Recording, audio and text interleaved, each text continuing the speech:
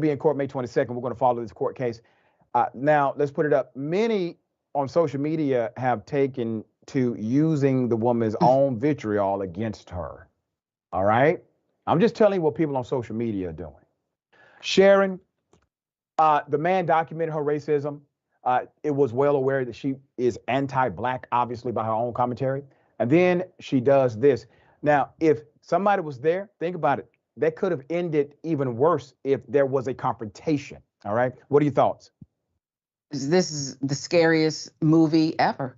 Yeah. And she does look a little like the Geico man. And I understand that that's ugly and we don't want to name call, but she started it, I guess, Doc. Yeah, she started it. So. Yeah, listen, I don't have any problem not taking the high road. I know a lot of people say, you got to take the high road, Doc. No. I take the same road you came traveling on. Toll road. Right. That's toll it. road. Yeah. That's it. All right, Sharon, always a pleasure having you on the show. Tell people how they can follow you, check out your great work. At Sharon Reed Live, very excited as well. Dr. Richie to be doing TYT Sports. And I just dropped another one today. And what we got? Last Thursday, Jason Whitlock. Just Jason Whitlock. Oh, not that fella. You got to stop it now, Jason. Yeah. I wonder I think Jason is a real Kool-Aid drinker. At one point, Sharon, I thought the guy was putting on for money. And the more I listened to him, I said, this fool actually believes this stuff. What if it's both? He's really crying the blues now because his money, Tucker left. And I know. Yeah, he's really upset. Yeah. He said Tucker was becoming a very strong Christian man. Close to God, Dr. Close to God. Yeah. Well, it's probably true because their God is the devil. All right. Okay. Remember, take care of yourself, take care of each other, take care of the planet. Remember, the truth is always indisputable.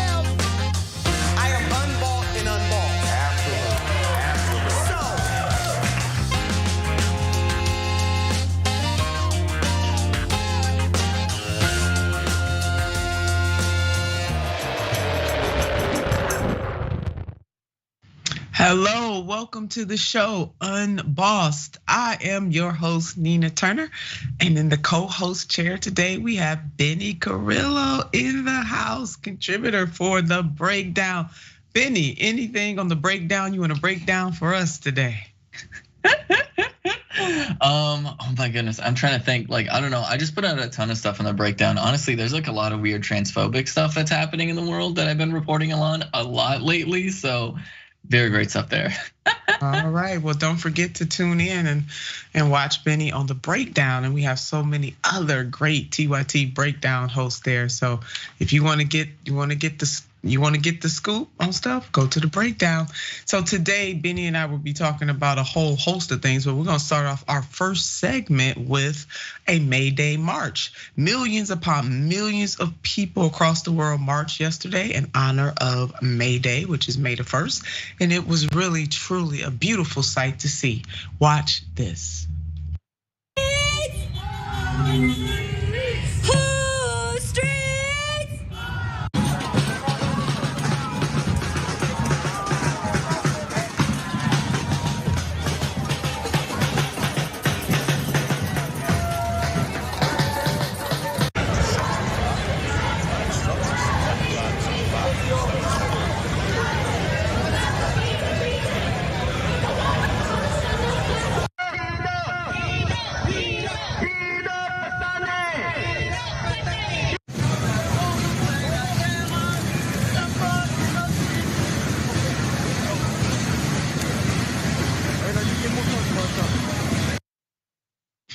There it is. That is happening. What's happening all over the world. Again, a beautiful sight to see workers showing solidarity on May Day.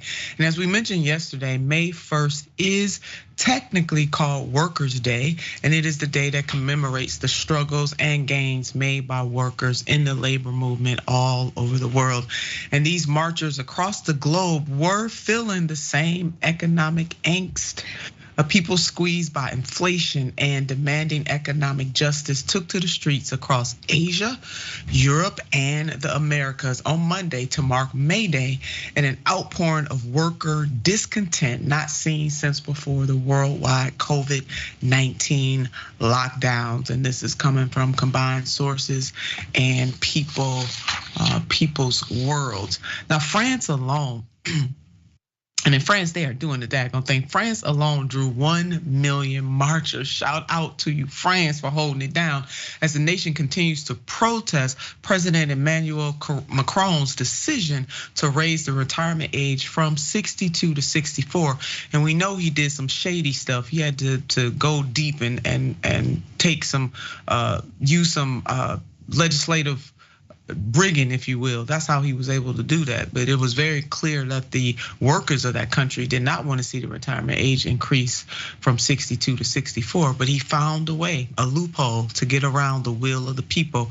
And it is tremendously encouraging that the people of France are not just going to sit idly by and let him get away with it.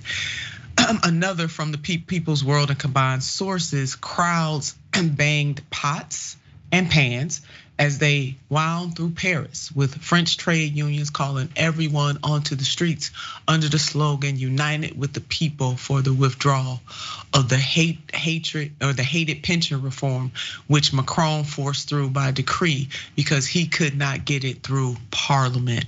A very great point again, as I was saying, and artfully though, he used some legislative rigging to do what he did against the will of the people, against the will of Parliament. People's World goes on. Organizers estimate that 500,000 marched in Paris, with huge rallies in many other cities and towns. Police fired tear gas at protesters and lion, and clashes erupted in other cities. Now, while the day is meant to celebrate labor rights, there was an ever-growing anger with violations of those rights.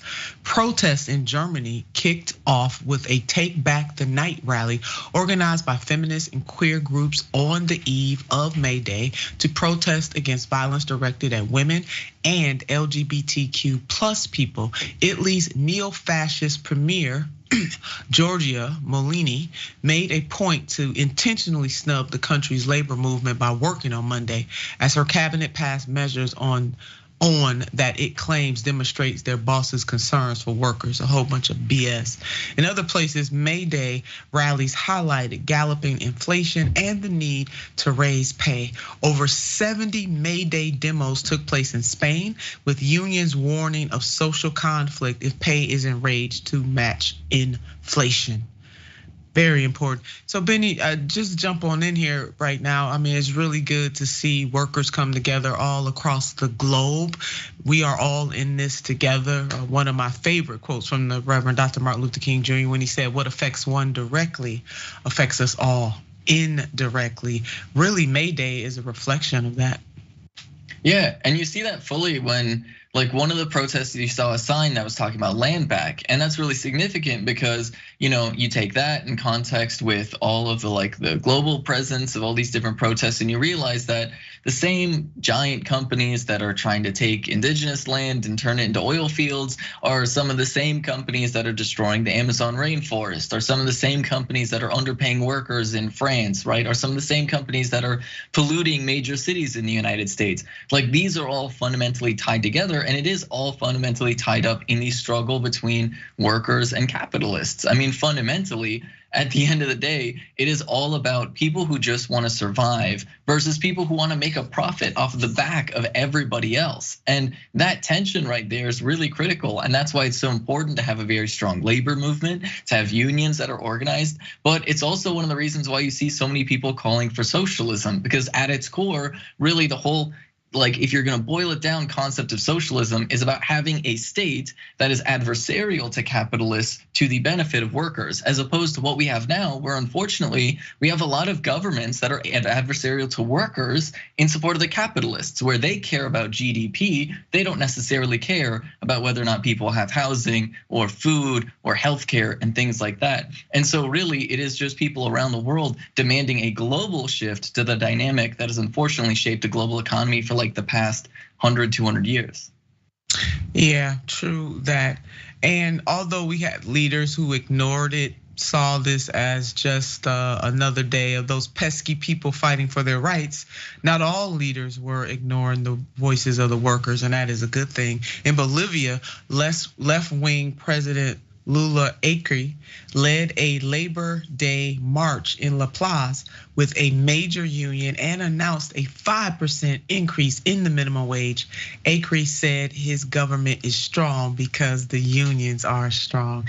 Amen to that, Mr. President. And in Brazil, the focus was not only on traditional labor unions, but also on part-time workers and those in the informal sector, with the government of President Lula, go ahead, President Lula, announcing a work group on proposals to regulate the sector after the president recently described those workers as almost like slaves. Again, President Lula is really changing the dynamic in that country. And these protests also come at a time when the right to collective bargaining has remained stagnant over the last 5 years in the United States of America. And we see 9-year trend right to work collective bargaining all over, and it is very much stagnant. So again, a beautiful, beautiful thing to see. And I would say, Benny, we have so much more work to do. A democratic kind of socialism is something that the Sanders campaign was pushing for. What is democratic socialism? It is about the social contract that we have one to another, and really elevating and making sure that we truly do have a government of the people, by the people, and for the people. But right now, it doesn't just seem that way. It is very clear that we have the corporate states of America in our country, and quite frankly, those powers that are in control in the United States of America is the same forces that are in control worldwide. Yeah, most definitely. And it's just the unfortunate reality that, because a lot of these companies have grown far beyond the scope and scale of individual countries, where you have countries that are struggling to put regulations on businesses because these businesses are so huge. They have budgets that are higher than some of the entire GDP of these countries, where like, this is why it's so important that it is a recognition of this is a global struggle, right? This connects the issues of working class folks within the United States. It connects like different issues of like race and racism, sexism, all of these things are tied in. And same thing with the workers in any other country that are struggling with these same exact problems. Because like whether it be the division along national boundaries or division along like race or sex or gender identity, all of these things fundamentally are divisions within the working class where we need to build like a comprehensive unity, not an erasure of people's identities, a productive and cooperative unity that emphasizes both the marginalization that people face and the roots that it has in the private interests of accumulating profit at the expense of everybody else. And it is good to see that there are at least some political leaders around the world who are willing to stand up on the side of labor against some of these wealthy capitalists that are really only focused on profits at the expense of everything else. And the key word is profit at the expense of everything and everybody else. Because look, I'm not against anybody making a profit, but as I often say, if your profit causes other people's pain, if your profit destroys the environment, that's not profit at that time. That's just unfettered greed. And you don't give a damn about your workers and the people that help you make that profit. And that is not right. And we've had many presidents. I mean, even FDR had a quote about necessitous men, the point that if somebody or a group of people are constantly in need, that is not a good environment to be in. And so we got a lot of work to do in this country and all across the world. Yes, collective solidarity to ensure that people have exactly what they need. And the corrupting forces of these powers is quite staggering. However, people power all day long, baby. All globe long, all day long. So big ups to the people and the workers who are out there on May Day. And you know what? Every day is Workers' Day. Hello, somebody on that. All right, our youth voters are standing up to this current president, making it known, listen or lose. Young voters are speaking out and asking President Biden to get his act together, or they're not gonna show up for him to win again like they did in 2020. And it's no doubt that the Gen Z, and they showed up in 2022, it's no doubt that Gen Z will play a big role in the 2024 election cycle. 4 groups got together and wrote a letter to President Biden, and there are their logos right now. We got Sunrise, March for Our Lives, Gen Z for Change, and United We Dream.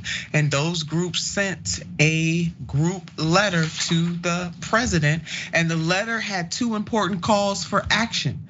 Legislate boldly in 2024. In other words, don't take no short, stop playing games, go hard, go into the paint or go home, and run on a platform that energizes young people as he builds his campaign. Here are a couple of excerpts from the letter that these organizations sent. We write to you as leaders from a diverse set of youth groups who specialize in organizing and mobilizing young voters in elections and politics. We have collectively led some of the most significant mass mobilizations of our generation, regularly reached millions of young people across the country, and helped deliver the margins of critical elections up and down the ballot in recent election cycles. With that in mind, we want to share what young people need to see from you to get excited about your re-election. Go ahead on, younger generation. Now, later in the letter, the group went on to write, in spring of 2022, young voters were largely disillusioned with politics and were not excited to vote. That changed once you pass a historic climate bill, passed overdue gun safety legislation, and sought to cancel student loan debt, resulting in the second highest youth midterm turnout in the past 30 years. Now, more than ever, we cannot abandon this 2-part strategy. Run on bold ideas young people can rally behind, and have significant legislative victories to back them up. If we're going to excite one of the leading voting blocs for Democrats, we need you to deliver the bold ideas that our generation cannot live without. Stop the climate crisis, fight for the rights and dignity of immigrants, impose real gun control, and run on a bold platform that will get our generation out to vote. And it wasn't just a letter that these young people, these young voters sent. Hundreds of them gathered outside the White House Correspondents' Dinner on Saturday evening protesting for action on climate change. Take a look.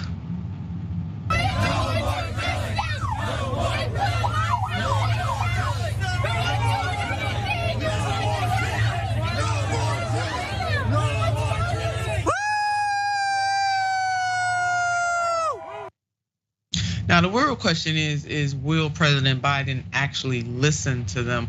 One of the people that went to the Correspondents' Dinner was Congressman Ro Khanna, and Congressman Ro Khanna took time to talk to some of the protesters out there, and that was certainly a beautiful thing. So will the president listen, or will this well thought out letter fall on muted ears? Reminder, it was young people of color who actually helped President Biden win.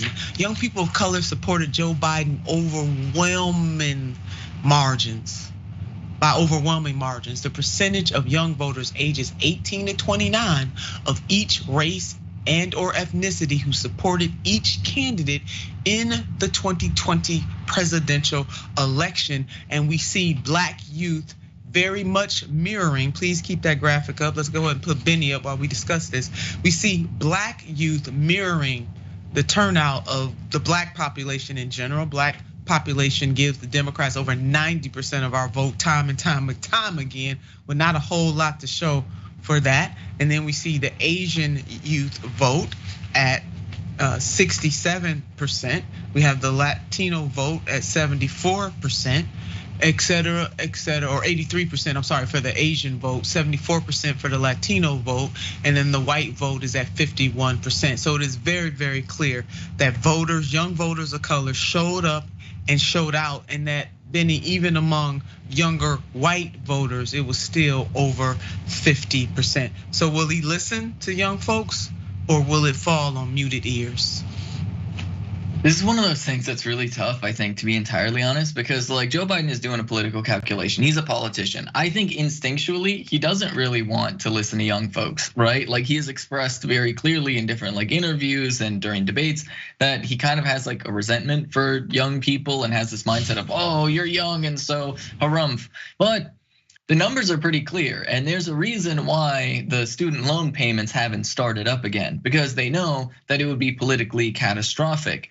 The one thing that is kind of like heartbreaking and frustrating is that when it comes to some of the more important issues, like actually pushing very aggressive legislation, to deal with the problems that exist with policing across the country, or dare I say, launching some sort of federal probe to maybe root out some of the white nationalists that we know for a fact are within police departments across the country. Like basic low bar things like that, unfortunately, are things that I don't think Joe Biden would touch with a mile-long pole, right? Then of course you have the reality of like all of the climate change policies, where Joe Biden's desire to engage in sort of Cold War politics with China is getting in the way of a green energy policy, because China right now is like the largest producer of renewable energies. And if we want to hit our climate goals, we can't let a Cold War get in that way. We can't let this weird economic war with China get in the way of just, we need to do something about climate change, which means we need international partnerships, which means buying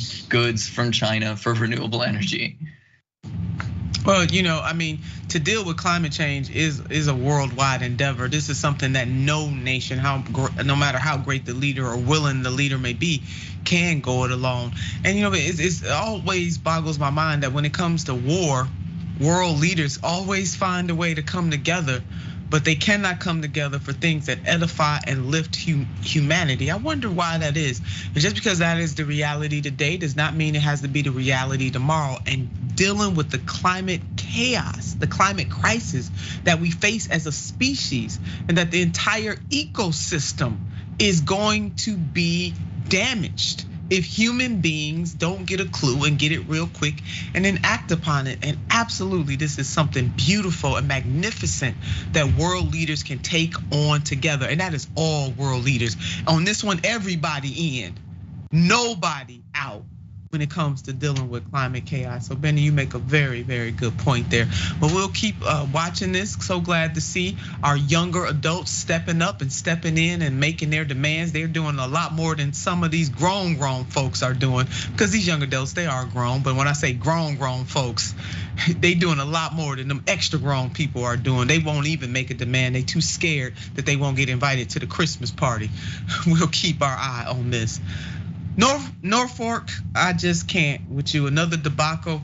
Norfolk is still in hot water months after the derailment in East Palestine. Surprise, things have not gotten much better from the mega rail company. And you know why? Because they haven't had to face any consequences or repercussions. Take a look at what is happening in Indiana. Indiana, residents say trains block their streets multiple times a week, and school kids and their parents aren't the only ones affected. These trains are also blocking ambulances and fire trucks from reaching emergencies. So the trains are blocking intersections for long periods of time, and you see this young person trying to get over there. There's some footage of young children climbing under trains just to get across the tracks, because if they didn't do that, which is extraordinarily dangerous, that doesn't have to even be said. We understand how dangerous that is. But if they did not do that, they would have to walk for miles to try to get around the train. So they risk their lives to go under it. Jesus, and we haven't even heard from the Secretary of Transportation, right? Nothing coming from this administration. Norfolk, it has not suffered one iota. Now, many of you may be able to see that I'm a little under the weather today, but I'm starting to feel my energy and my blood boiling and talking about this story right here. So the latest development comes after these images surfaced of children crawling under trains and climbing under them. The trains, which can stretch across 5 or 6 intersections at a time in this working class suburb of 77,000, prevent students and teachers from getting to school in the morning. This reporting is coming from ProPublica. More so, communities like Hammond routinely face a different set of risks foisted on them by those same train companies, which have long acted with impunity.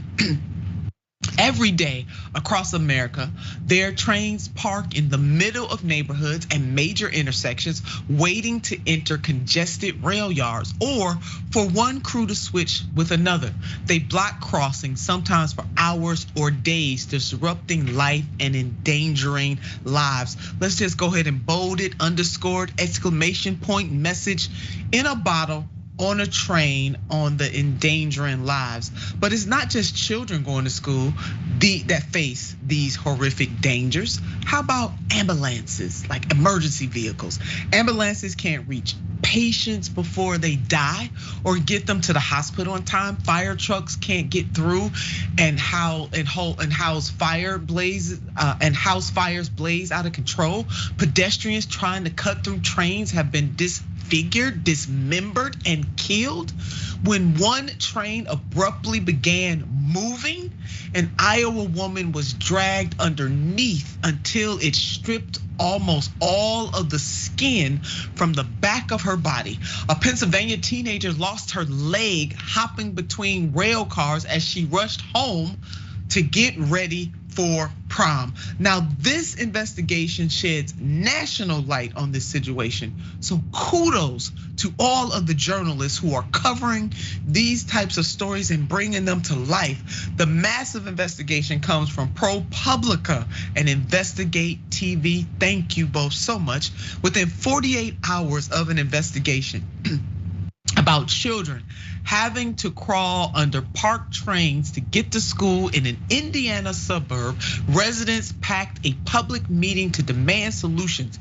The Federal Rail Administration issued a safety advisory. A bipartisan group of Indiana lawmakers sent a letter to the US Department of Transportation pleading for change, and Norfolk CEO Alan Shaw got involved. Again, journalists doing the job of government.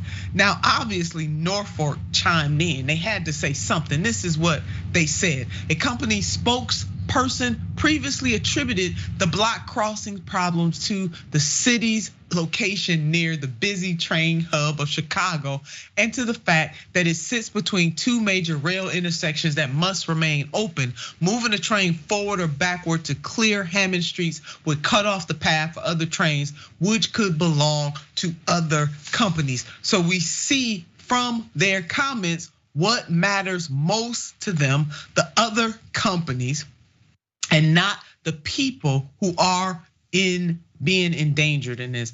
Bennie, very disappointed here. Cannot say that I am surprised that the government is slow to act. They were slow to act for East Palestine. Here they are in Indiana, slow to act. And even though people are literally dying, losing body parts, skin off their body, ambulances and fire trucks can't get to where their needs are. This CEO doesn't say what a CEO who really cares should say. They talking about other companies. Yeah, I mean, unfortunately, this is one of those situations where it seems like the government is not really doing anything more and probably won't do anything more, specifically because any type of change would directly conflict with the profits of the companies that are involved. Because you see, when you have privatized infrastructure like railroads, you run into this problem where the private companies just want to make money. They don't want to maintain things, and they especially don't want to upgrade things. So we don't have upgraded railroads, which means that trains can only go a certain speed, far slower than basically anywhere else in the world. Then on top of that, you have the simple fact that because these railroad companies are trying to cut down on staff because they want to save money and increase their profits, well, of course, the easiest way to do that is to cut down on like the number of conductors and engineers and that, and just make the trains longer. So you've got much longer trains than before. You've got infrastructure that is old and dilapidated, not being repaired as well as it needs to be, not being upgraded as much as it needs to be. And so you have these longer trains going slower on these older tracks. And this is the problem with privatized industry, especially when you have a government that cares more about profits. Because fundamentally, if you're somebody like Pete Buttigieg, who I'm gonna make a wild guess, wants to come up with a solution that doesn't interfere with the profits of a company. There is no such solution, right? Fundamentally, there is no such solution that is not going to interfere with the high profit margins that they're currently operating at. And this is why, like most rational and reasonable countries, have some form of nationalized rail system where it is treated as public infrastructure, because that is just what literally makes sense, so that you can have high speed rails, so you can have strict regulations to keep the trains a certain length, and so they can't block the roads and things like that. But no, of course, in the United States, it's profits above everything else, even the literal safety of children. Yeah, I mean, Bennie, and this is just a clear example that anybody who's reasonable can understand it. And you're right about the Secretary of Transportation, because he is missing in action on this. Now, while McDermott declined to provide details about the 15-minute Thursday call, he said he hopes to have good news over the next month or two. I've been screaming from the rooftops for a long time, he said, and it took that article to get people's attention. Again, thank you, ProPublica. However, on the same day last week, the Rail Administration issued a safety advisory on blocking crossings. So the reporting and the exposure did work, but will Norfolk Southern be held accountable? Inquiring minds want to know that. It remains to be seen. So far, Norfolk Southern has not been held accountable, and it really is a sin and a shame that they are able to get away with this. And the point that Bennie was making about nationalize the rail system, it's time to do it, because they're already using the public thoroughfares anyway. Those all of that is paid for with the public dime. So the public should be able to control it. So, and we cannot forget the people at East Palestine that Norfolk has definitely, totally upended their lives, and their lives are still not the same. To this day, America, I want you to know, even though you are not hearing about it on a regular basis, I want you to know the people in East Palestine are still suffering, and it is because of independent media sources like ours that you are hearing about this. And shout out to Status Quo too, who is in there regularly talking to the people. They continue to face the effects of the derailment from a couple of months ago. This headline right here: families in East Palestine, Ohio are still living in limbo months after Norfolk train derailment. Almost 3 months after a fiery Norfolk Norfolk train derailment blackened the skies. They just poof, poison everywhere, you all. Sent residents fleeing and supercharged a long-running American debate over rail safety. Residents in East Palestine, Ohio say they are still living in limbo. Norfolk Rail is paying for lodging for some families, but won't say how many remain out of their homes while the railroad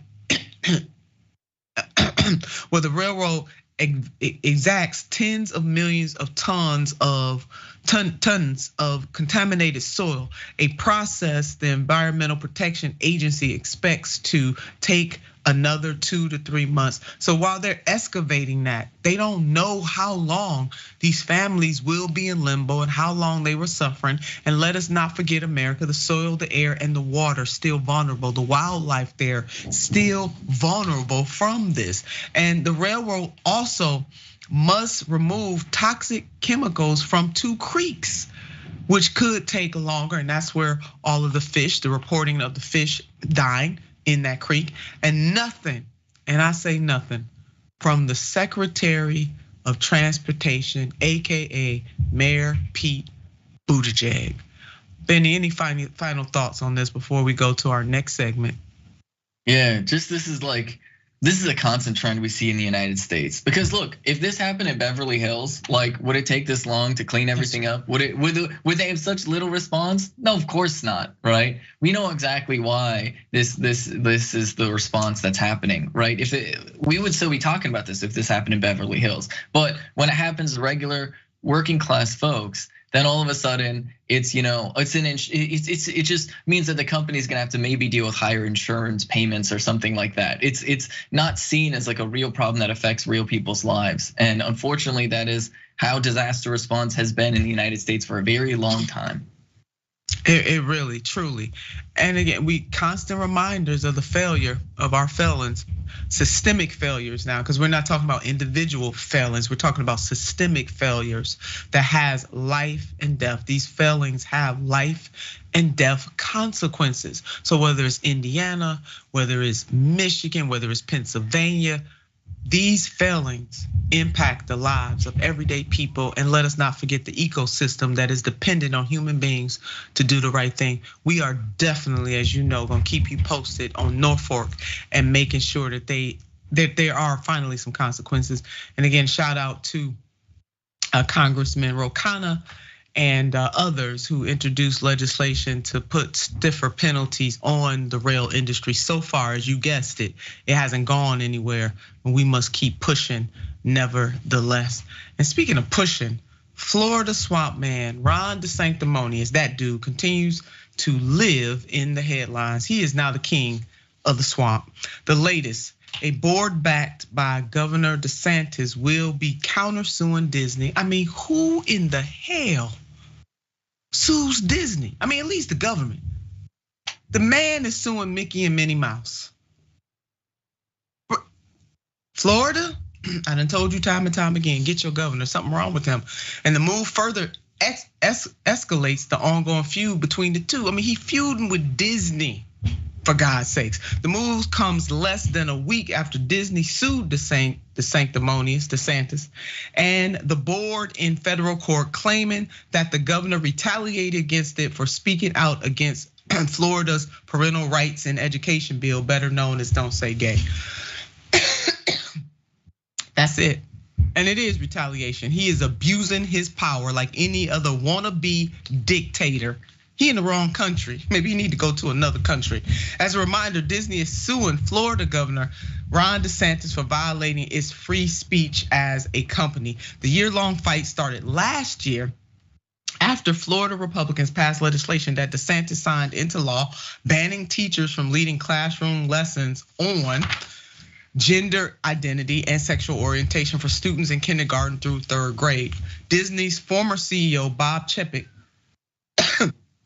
denounced the law, remember, back in 2022. This headline right here, Disney pledges to stop Florida campaign donations over Don't Say Gay bill. Disney donated some 4.8 million to Florida candidates in the 2020 election cycle, campaign finance reports show. So that put us at today, Florida governor firing back at Disney. Now, Martin Garcia, chair of the Central Florida Tourism Oversight District, said the following: Disney sued us. We have no choice but to respond. The district will seek justice in state court here in Central Florida, where both it and Disney reside and do business. Now, the drama is hot between the two, and other Republicans have chimed in as well. What politician or Republican could resist this? Like Chris Christie, who almost had it right. Take a look at this. Governor DeSantis won. The actions against Disney are just wrong. The government should not be used to punish people for what they say and think about public issues. That's what liberals do. That's not what conservatives do. And secondly, the fact that he was taking all this action and then wound up getting outmaneuvered by the people at Disney. They now have control of all that land. That's not necessarily the kind of guy I want negotiating big agreements on behalf of the entire country. Well, we know that former Governor Chris Christie may be running for president, Bennie. So that's why he did that little petty. He had to slip that little petty in there. This is not the guy we want negotiating big deals. The Governor Chris Christie almost got it right. Yeah, he should not be abusing his power and doing this. And then he had to waddle into his ideology part of this. But Bennie, what? I don't even know what to say. Well, here we are. Yeah, I mean, it's really funny because the truth is there are plenty of real legislative issues to deal with when it comes to Disney. I mean, I personally think that copyright shouldn't be nearly as long as it is, and it's wild that Disney has basically got lobbyists to write copyright laws for them to extend copyright to this ridiculous degree. But that's not what they're talking about. They're not having, let's sit down and have a conversation about what does actually make sense for copyright. No, they're sitting down and they're angry that Disney, a company that is a mass market company that needs to be able to have a broad base of appeal, said something that hey, don't discriminate against queer folks in your state. I know, wild concept. Discrimination is deeply unpopular. It hurts our profit margins. It hurts tourism in your state. What are you doing? All of that on top of the people that it hurts.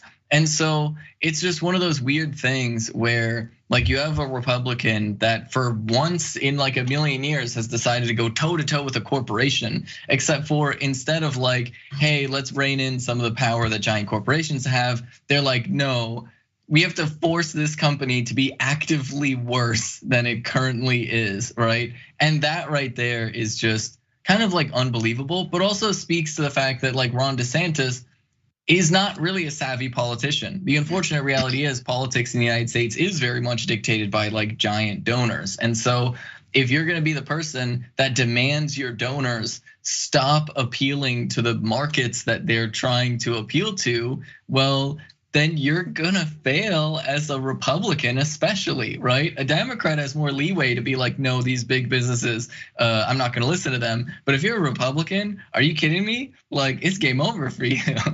Bennie, I'm not so sure Democrats have more leeway. I think both the corporatist wing of both parties answer to the same masters, but I understand where you're going. But you know what? So your point, well taken, and is right on time. We didn't even plan this because we're about to tell the viewers what the cherry on top is. Governor Ron DeSantis did indeed get married at Disney World in September of 2009, something he acknowledged in his February 2023 memoir, The Courage to Be Free. If only he had the courage to let Disney go, let Disney be free. Instead, Governor DeSanctimonious DeSantis wants to box with Mickey Mouse. And let me tell you something, America, put him in the ring, and I bet Mickey Mouse will whoop his ass. That's a fight I want to see. Pay-per-view, baby. Let's do it. Where's Don King at, Bennie, when we need him? Don, go ahead. Hook that baby. I want to see Mickey Mouse, Donald Duck, Minnie Mouse, Daisy Duck, a Goofy, and all the other characters I done left off the board. I want to see them whoop Governor Ron DeSantis's ass. So he asked for it. My grandmother used to say, don't write a check your ass can't cash. She done wrote one now, and he's in battle with Disney. And Bennie, your point is well taken for all the wrong reasons. There may be reasons to go to battle with corporations, but this reason is not one of them. So Governor DeSanctimonious, you're getting what you asked for, baby. In the ring, you and Mickey and the rest of the Disney characters. I bet Daisy and Minnie, they're gonna take your ass out. We'll be right back after this.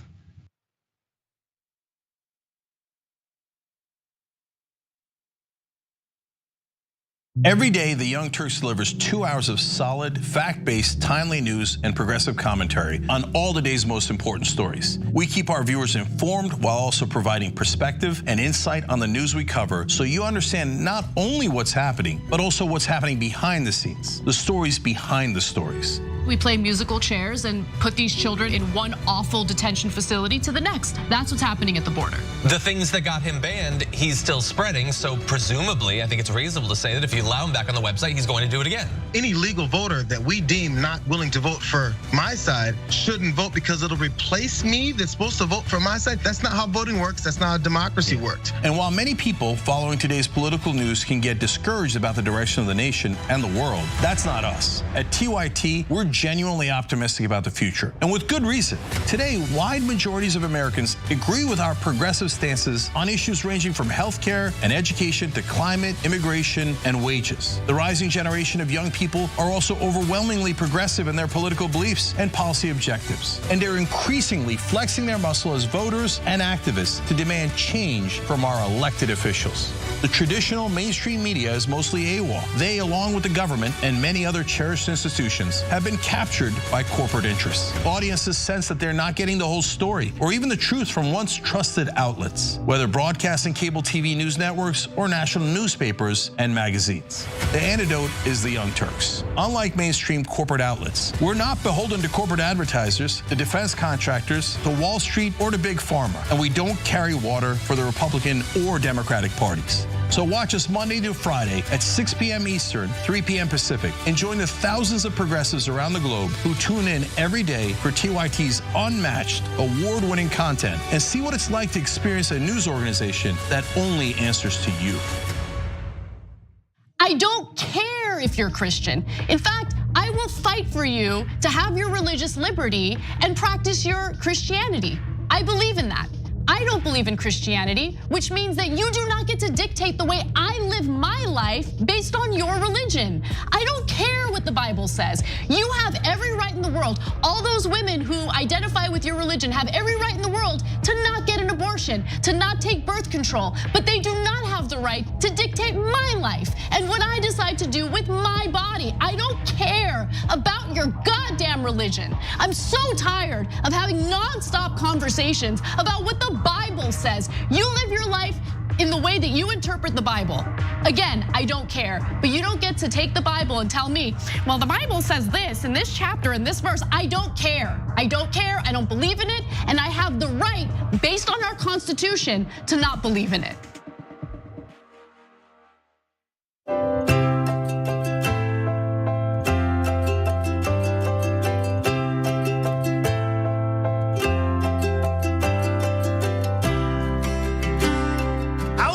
Walking the dog on the White House lawn, would that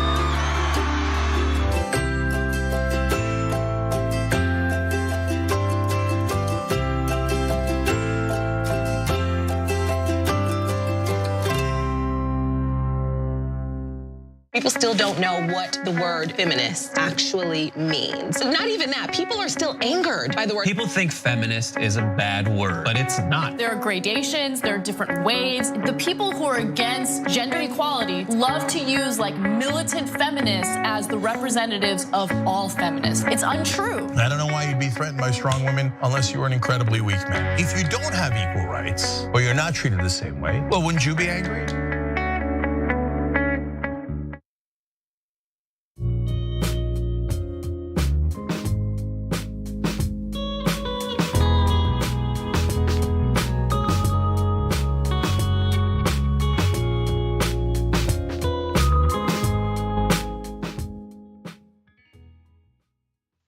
And welcome back to the show. Hopefully I got all my coughing out of the way. I'm gonna read a few comments for our TYT members, and I have a fabulous interview coming up. Jam, starting with TYT members, it's wild to me that May Day started here in America, but it's celebrated and practiced everywhere else but here. Yes, Jam, that is wild. And maybe one day we'll talk about that. We know the scare, the leftist scare took hold in the United States of America, and all kinds of bad things were done by the government when it came to May Day. But your point is well taken. And worst case scenario, Dragon, hey, worst case scenario, Dragon, we love Bennie, my MN homegirl, woo. All right, worst case scenario, Dragon. And on Twitch, Mommy Sonn, Queen Turner, and yes, Bennie, depressed progressive. Now, how you gonna be a depressed progressive? But I get it, baby. Birthday girl, Bennie, happy birthday. Dang, I hope Bennie, oh my God, Sachi, we gotta make sure Bennie knows they were shouting them out. San Diego J, hey San Diego J, Nina Turner and Bennie Carollo sending love to you both as you both give so much hope, or so many hope. Thank you for that, baby. Green New Dealer Dragon, BBBB Bennie and the brakes. Was that a play on Bennie and the Jets? I'm taking it that way. On YouTube Super Chat, Javer Ellis, yo, I put 100K on Goofy, 100K on Goofy. I know that's right, JK. Goofy will whoop these sanctimonious. And love Larry Jr. Let's get it, boss. Hello, somebody. Hello, somebody. Panic Boo, Nina and Ben.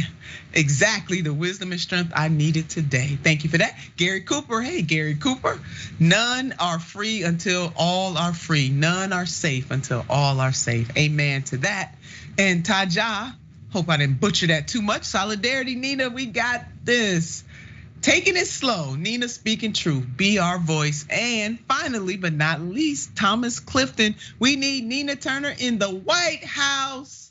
Now, how about that? Thomas, how about that? I don't know, baby, if the world is ready for all of that goodness, all that black girl magic. But I appreciate your love, I really do. Thanks to each and every one of you. Now, an interview, extraordinary, a veteran finance professional with 14 years of experience in wealth management. The one and only Marlena Sonn is here with us today. And we're gonna be talking about what's happening in the financial world. And on top of that, her personal mission is to plant 10 million trees in the Amazon forest in her lifetime. I'm gonna get with her on that. Can we get an amen on that?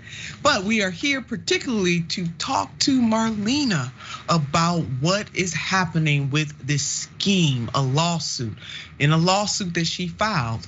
And Marlena, thank you so much. I call you Mar for short. Thank you so much for being here with us today on Unbossed. And I just want to get right into it.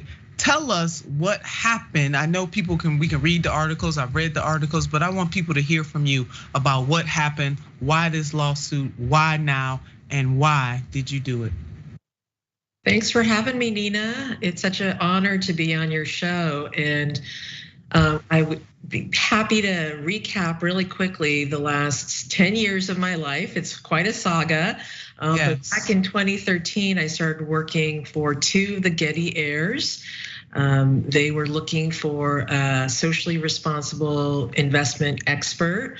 That was a career that I had built on really working with folks that did not want their dad's traditional financial advisor.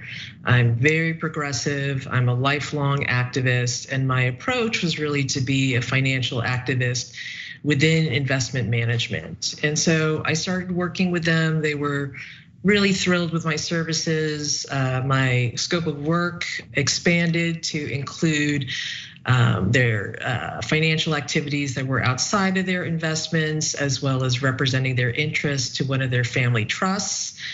And what I stumbled across was that there was actually a preoccupation by the trust administrator, Bob Lieberman, to create the appearance that there was no trust activity happening inside of California.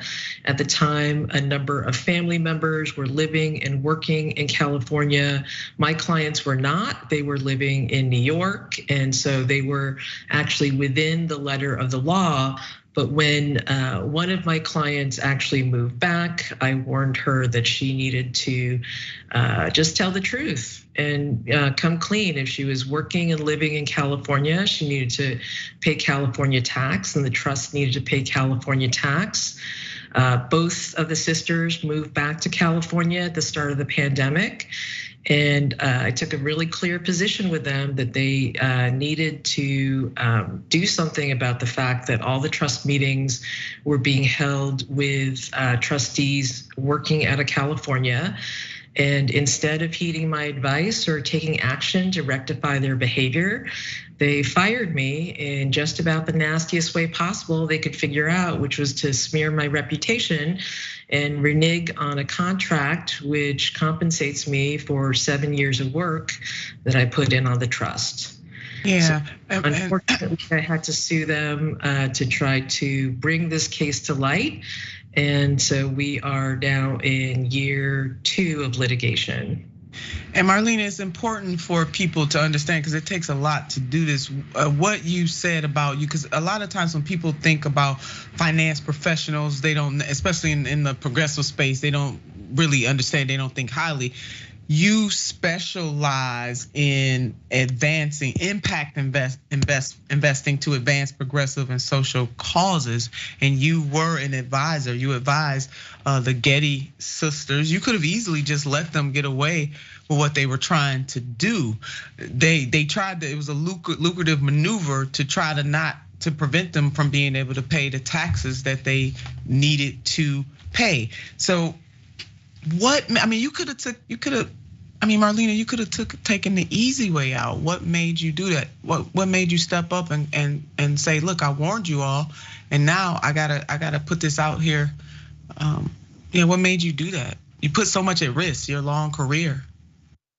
Well, my career has pretty much been destroyed, and I unfortunately have switched out of finance and into a wonderful new role as an advocate in nonprofit work with Solidaire Network, which is a donor network of 325 of the most progressive activists and donors in the country. And so I'm very honored to be carrying forward the wealth tax work that we're going to be doing.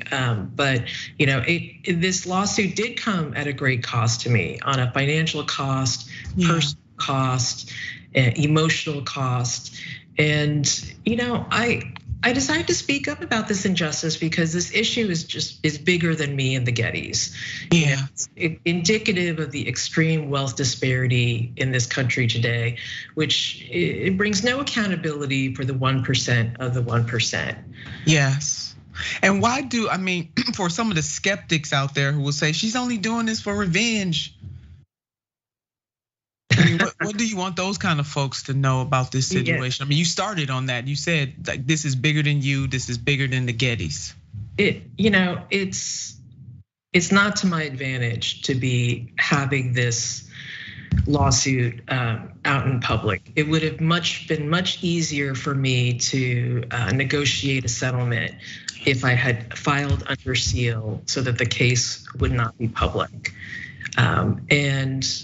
I contemplated that, but I decided that it was important for these unethical schemes to be held up to light in the public interest. It's the California taxpayer who's really suffering the most in this particular circumstance. And there was a turning point for me during the pandemic when we saw those lines of cars that stretched out for miles in California waiting for food at the food bank. When we saw our healthcare workers, nurses who were literally working 24/7 and putting their lives on the line in hospitals during the darkest days of the pandemic, wearing garbage bags for PPE, and understanding that actually tax evasion has a cost to the social safety net. That's right. That's right. It just became unacceptable for me. Yeah, no, I'm glad. And the Gettys are not the only ones doing this, as you have said in some of your earlier remarks. I mean, how do we tackle such a massive problem? Is it value statement? Is it legislation to close the loopholes? I mean, Marlena, I'm sure you thought a little bit about this. What is that it? We need both legislative reform and we need to change the mindset of the ultra wealthy who think that taxes are a pay as you wish system, right? It's actually optional, that it's alms for the poor. Yeah. We see this system where basically there is one set of rules for working people who are earning wages on a W-2 every year, and there is 99% tax compliance with taxes that are owed. And then you see the tax gap from income that is derived from businesses and investments.